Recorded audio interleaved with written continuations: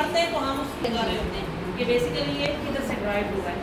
तो जो वर्ड तो सिंप्लीफाइड का क्या मतलब है कि एक टीचर बच्चे के साथ बैठती है और वो साथ साथ एग्जामिन कर रही होती है कि बच्चा क्या पढ़ रहा है, क्या लिख रहा है। ठीक है, तो आप ये देखिए कि वहीं से ये टर्म इवॉल्व हुई है, जिसका मतलब क्या है करना। ये लैटिन वर्ड है, लैटिन लैंग्वेज का वर्ड है, जहाँ से ये ड्राइव हुई है। और अगर हम इस एरा की बात करें कि ये जो टर्म है ये कब आई, मतलब एजुकेशनल उसमें एजुकेशनल असेसमेंट के तौर पर इसको कब यूज़ किया जाने लगा, तो ये after second world war. Second world war 1939 से 1945 तक रही है ना।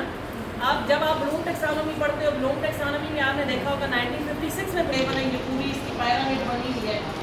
आई थिंक सो कि आपको सही इसका बहुत ही अंदाज़ा होगा, लेकिन फिर मैं बता देती हूँ कि जो पहले ब्लूम टेक्सोनॉमी थी, इसका जो पैरामिड था वो नाउन फॉर्म में था और एवेल्युएशन सबसे एंड में आ रहा था। जबकि 2001 में जब रिपीट हुई है ये ब्लूम टेक्सोनॉमी, तो इसका जो एवेल्युएशन है वो सेकंड लास्ट फेज पे आ गया, क्रिएटिविटी से पहले क्रिएट करना एंड पे आ गया। इसकी एक रीज़न है, मिसाल के तौर पर अगर किसी मार्केट के अंदर कोई प्रोडक्ट कोई बच्चा लॉन्च कर रहा है, ठीक है, कोई नई ईजाद हो रही है, अगर उसकी एवेल्युएशन हो ही नहीं रही, उसको आप क्रिएट कर देते हो, तो क्या आने वाले वक्त में उसके यूजेज की और बाकी चीज़ों की मिस्टेक सामने आएगी ना।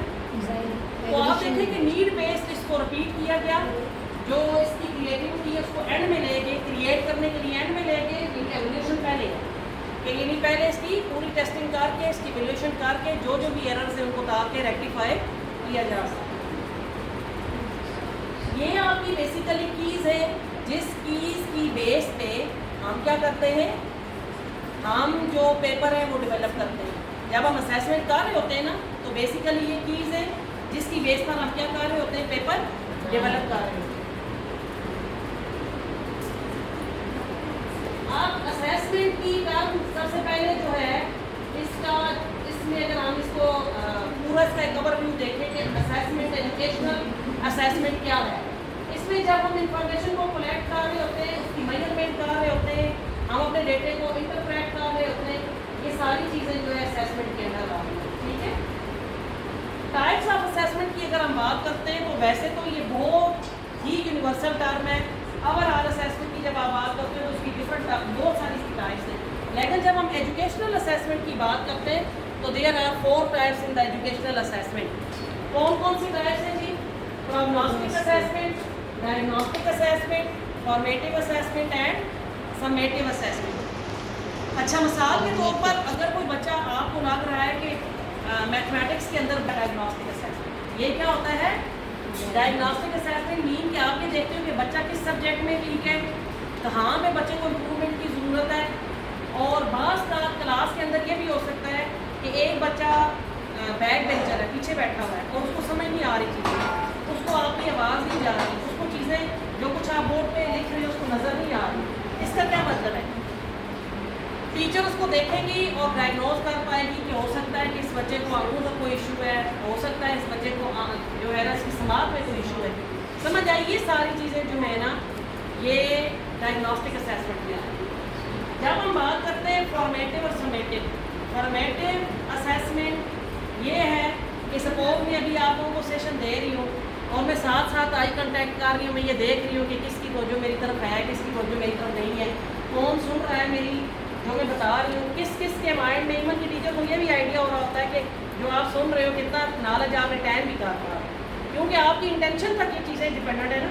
तो जब साथ साथ टीचर चेक कर रही होती है, साथ साथ क्वेश्चनिंग कर रही होती है, जो कुछ पढ़ा रही है क्लास में या वो उसको पर डे देख रही होती है, डेली बेसिस पे देख रही होती है, जो आपने पहले दिन पढ़ाया होता है वो सेकंड डे आके आप पहले पूछ लेते हो, तो वो बेसिकली क्या है? Formative assessment. क्या है वो? फॉर्मेटिव। फर्ज किया कि एक टॉपिक एक टीचर ने पढ़ाया, जब वो सेकंड डे आई 30 स्ट्रेंथ थी उसके पास, 36 बच्चों ने रिस्पॉन्ड किया, 36 बच्चों ने रिस्पॉन्ड नहीं किया और 4 ने किया। इसका क्या मतलब है? समझ नहीं आई। क्यों समझ नहीं आते? मॉडिफाई कर सकते हैं, यानी टीचर अपनी मेथडोलॉजी को भी मॉडिफाई कर सकती है। किसकी वजह से?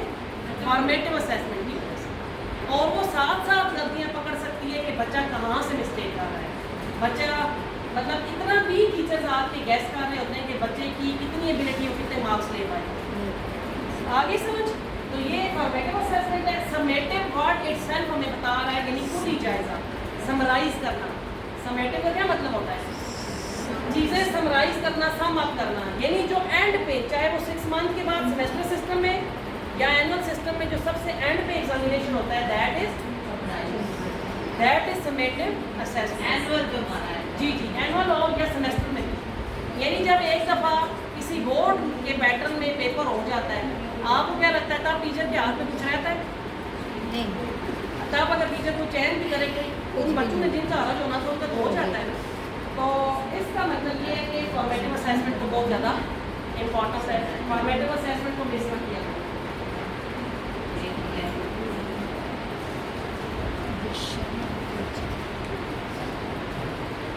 ये डायलॉग जब पूरा डिस्कशन बोर्ड बैठता है, उसका रिस्पॉन्स या इंटरव्यू कर रहे होते हैं, सारी चीज़ें इसमें आएंगी।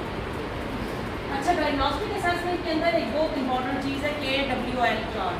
क्या है जी? टीचर क्लास के अंदर बच्चे को पढ़ाने जाती है तो ये सिखाने जाती है तो उसके माइंड में KWL चार्ट होना इंतहाई ज़रूरी है।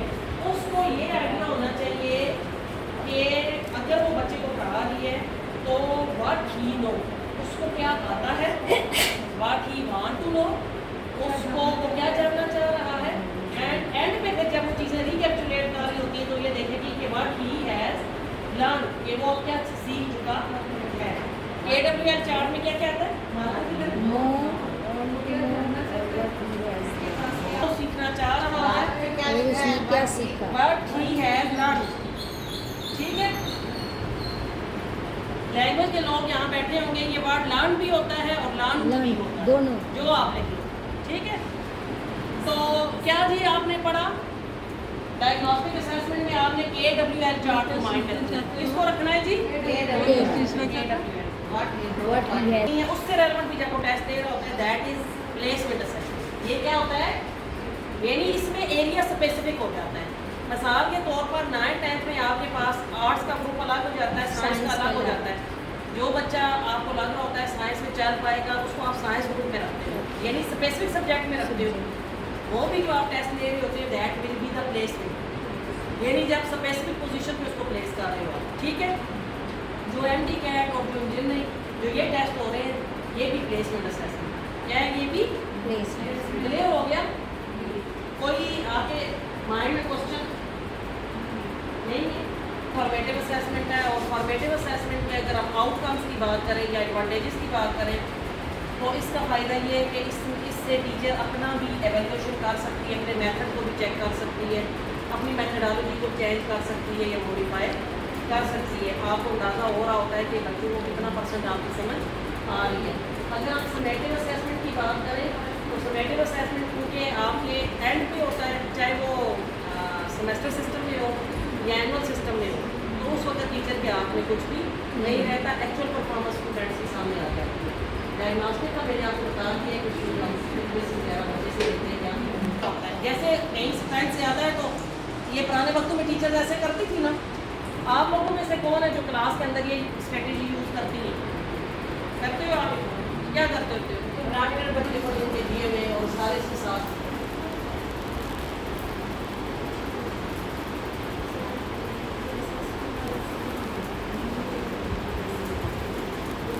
अब देखें, इसके अगर हम आउटकम्स की बात करते हैं तो इसमें फॉर्मेटिव असेसमेंट में ऑनगोइंग असेसमेंट हो जाती है और इसमें quizzes, class discussions, observation, self assessment, ठीक है, पीयर फीडबैक, ये सारी चीज़ें आ जाती हैं।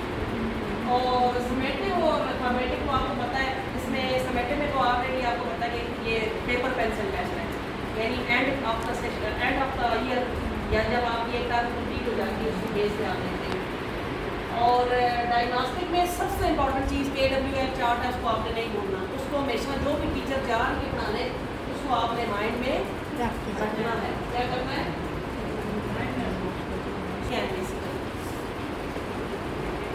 हम बच्चे की सिर्फ उसके कैलिबर या उसके विगर को असेस नहीं कर रहे होते, बल्कि हम बहुत से जो गैप्स हैं, लर्निंग गैप्स, वो भी हम असेसमेंट से पकड़ रहे होते हैं। क्या कर रहे होते हैं? हम गैप्स को भी आइडेंटिफाई कर रहे होते हैं। ठीक है, उसके अलावा अगर बच्चे की जो एकेडमिक प्रोग्रेस है उसकी भी जो प्रॉपर मेजरमेंट है वो असेसमेंट हम करेंगे तो तभी होगी ना। ठीक है, अगर आप ये देखें ना जैसे साइंसेज में अगर हम किसी बच्चे को देख रहे हैं कि प्री मेडिकल में किसने जाना है, प्री इंजीनियरिंग में किसने जाना है, या आर्ट्स सब्जेक्ट कौन सा बच्चा रखेगा, उसके जो कंपल्सरी सब्जेक्ट होते हैं उसकी परसेंटेज को देखा जाता है, हर इंस्टीट्यूट के अंदर देखा जाता है। क्यों देखा जाता है कि वो बेसिकली आपके पास एक एविडेंस होता है कि इस बच्चे की जो इसकी प्रॉपर पीछे जो बेस बनी हुई है वो कैसे बनी हुई है। क्योंकि एफएससी लेवल पे जाके या ग्रेजुएशन लेवल पे जाके आप नए सिरे से तो बेस नहीं बना सकते।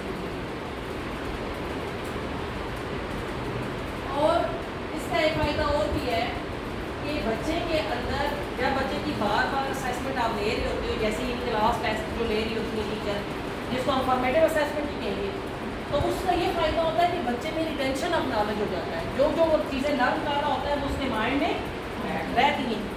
यूजली ये कहा जाता है कि आप हमारे जो ब्रेन की कैपेसिटी है 27 दिन के बाद अगर हम चीज़ को रिपीट नहीं करते तो हमारा ब्रेन भूल जाता है। क्या करता है हमारा ब्रेन? भूल गया। तो 27 दिन के बाद हमें चीज़ों को क्या करना पड़ता है? रिवाइज करना पड़ता है। तो इसी तरह फॉर्मेटिव असेसमेंट की बहुत इम्पोर्टेंस है। और एक फायदा इसका ये भी है कि ये क्रिटिकल थिंकिंग को इनकरेज करता है, एनहेंस करता है। आप मुझे बताएं क्रिटिकल थिंकिंग कितना ज़्यादा आपके वर्ड सुनते हो, क्या है ये? कोई एलाबरेट कर सकता है इस कंसेप्ट, कहीं पे रोटेट करके क्वेश्चनिंग आ जाती है तो ये ना हो कि बच्चा एक ही चीज़ माइंड में रख के बैठा हो, कुछ वो अपना सेंस भी यूज करे। ये बेसिकली सारा ये पेपर था जिसकी बेस पे ये मैंने सारा डेवलप किया हुआ था। ये रेफरेंसेस